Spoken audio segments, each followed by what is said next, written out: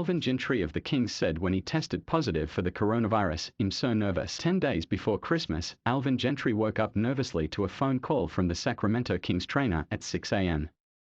A scratchy throat following a Kings road trip ended up being more than that, as the interim head coach was told he tested positive for COVID-19. Although vaccinated and boosted, being 3 years shy of 70 made him understandably more nervous. "I took a PCR test and our trainer called me about 6 in the morning and said, 'Hey, you're positive,'" Gintree told the Undefeated. "Obviously, that's a word you don't want to hear when you're talking about COVID. It's positive. I was very nervous about it because of my age. Hey, other than Pop, I'm the oldest coach in the league. So you think, wow, I'm 67. I just tested positive. What is this going to do? I was nervous as heck because everything about this when you're my age puts you in a scary situation. How am I going to react? What's going to be the symptoms? How intense are the symptoms going to be?" So all of those things right there get you into a situation where you go, wow. The majority of the 200 NBA players who have entered the NBA's health and safety protocols this season due to COVID-19 did so in December after the arrival of the Omicron variant in North America, ESPN's Baxter Holmes previously reported. NBA stars such as Kevin Durant, LeBron James, James Harden, Kyrie Irving, Draymond Green, Jason Tatum, J.A. Morant and Trae Young have been quarantined this season, forcing teams to fill out rosters with scores of players with varying levels of experience. Lost in all the talk of sidelined NBA players are coaches who have also been placed in protocols, including Gintree, Frank Vogel, Billy Donovan, Monty Williams, Chauncey Billups, Rick Carlisle and Mark Daigneault. "I had a little bit of a minor sore throat," Gintree said. "A 1 on a scale of 1 to 10, but I kept waiting. Am I going to wake up tomorrow and am I going to feel terrible? Or am I going to wake up tomorrow and there's going to be more symptoms?" So all of those things right there concern me. Luckily for me, it ended up working out. Gintree said that not long after he received his unfortunate news, ESPN's Adrian Wojnarowski broke it publicly. Shortly after, his concerned sons, Ryan and Jack, both nervously called. "The thing that's tough is that I got a call from my son and he said, 'Dad, I got an alert on Twitter that told me that you're positive.' And I said, 'Yeah.'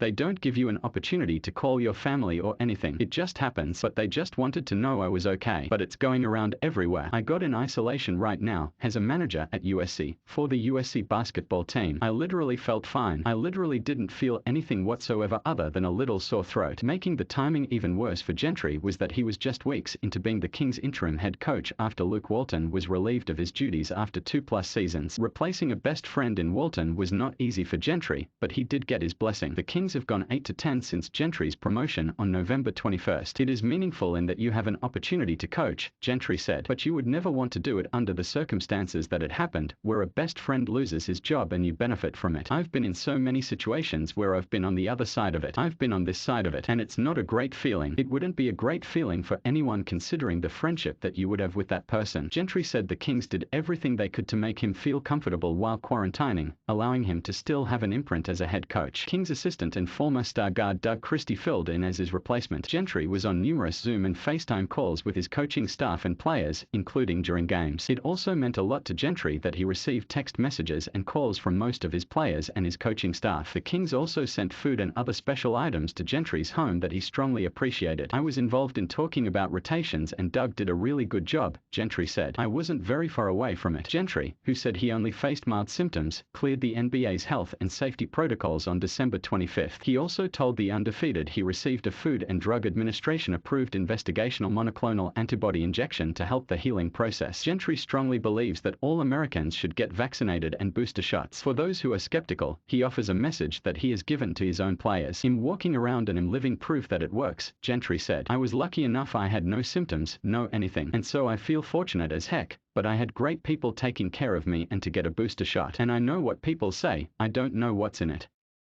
But we got really smart people doing this. It makes sense to have the vaccine and the booster. The thing that I tell all the guys in my situation, in our building, is that everybody in our building have had the vaccine and have had the shots and have had the booster shot. There's not one single person that have grown an extra ear or extra eye." Gintree, who has a career 518-605 record with the Miami Heat, Detroit Pistons, LA Clippers, Suns, New Orleans Pelicans and Kings, has a young roster in Sacramento with players who range from ages 20 to 30. Gintree is old enough to be their grandfather grandfather or even great-grandfather. So how does Gintree relate with his players? Having two sons in their early 20s has helped him connect with today's players. Gintree also loves hip-hop music and is a big fan of rapper Drake. In fact, Gintree enjoyed a Drake concert he attended with his sons in New Orleans when he was the head coach of the Pelicans. He can also recite the lyrics to Life is Good, Drake's song with Future. I've got a 21 and a 23-year-old. I still can throw out a few Drake lines, Gintree said. I still got a little game from listening to their music and understanding everything that goes on. And so it keeps you young, I think. And I think where I am in my career and stuff right here, I try to give them words of wisdom, not just the basketball part of it, but life in general. I feel great. I used to say 60 is the new 40. Now 67 is the new 41, I guess. But I feel good about everything. And I think we got some good young pieces here and well at other pieces, and I think that's a good challenge for us. Ned Dishman BAE via Getty Images said Kings center Tristan Thompson has more like damn near 42. Has like one of us. He understands our language and that is why players like him. Has older in years, but he still knows how to connect with us. Gintree has also connected with NBA players over the years with his straightforwardness, sense of humor, and solid communication. He has aspirations of winning over the Kings ownership and front office and prove he's deserving of being the full-time head coach by season's end. It's a daunting challenge as Sacramento hasn't been to the playoffs since 2006. Thompson, the team's oldest player at 30, believes Gintree is a solid fit for the Kings. Alvin is great for this position, Thompson said. I've been around 4 coaches that got hired mid-season. You need someone that brings in fresh energy and